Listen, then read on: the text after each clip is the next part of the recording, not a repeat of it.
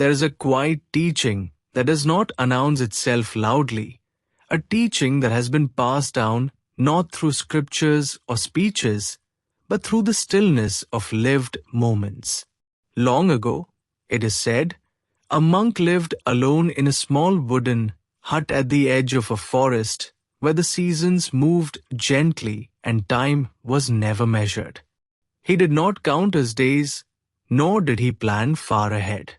He rose when light touched the floor, swept the room when dust appeared, and drank tea when the water came to a boil.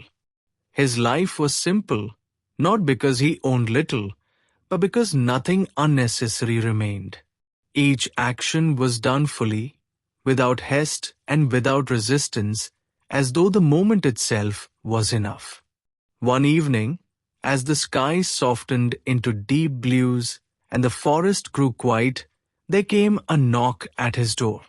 It was not urgent, not demanding, but patient, as if it could wait forever. The monk stood, walked calmly across the room, and opened the door. Standing there was death. Not frightening, not cruel, not dressed in darkness, but present in the same way night arrives when the day has finished its work. Death spoke gently and said that the time had come. The monk listened without flinching, then bowed and replied, "You are welcome.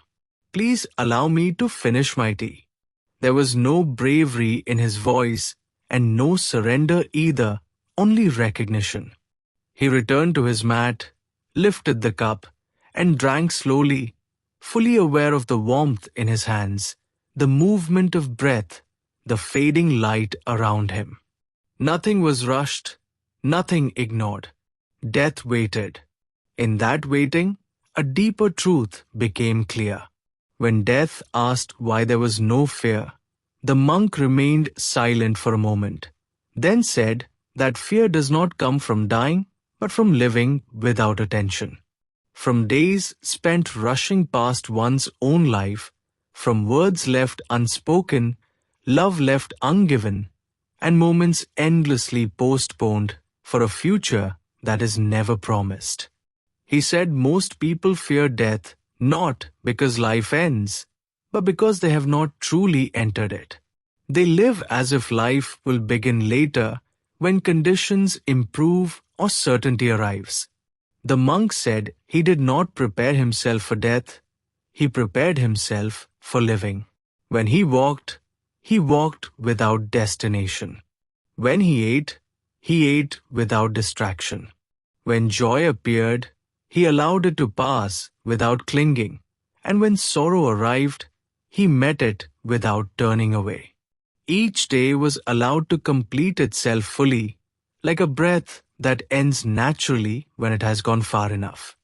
There was nothing held back, nothing waiting for another time. When the tea was finished, the monk placed the cup down gently, not as a ritual, but as an act of care. He stood, bowed once more, and said he was ready. There was no struggle, because life had not been resisted. This teaching is not meant to make us dwell on death, but to quietly ask how present we are in our own lives right now. How often we postpone what matters while believing time belongs to us. Peace does not arrive at the end of life. It is created in how each moment is met. To live honestly is to live lightly. And when life is lived this way, death does not come as an interruption, but as rest.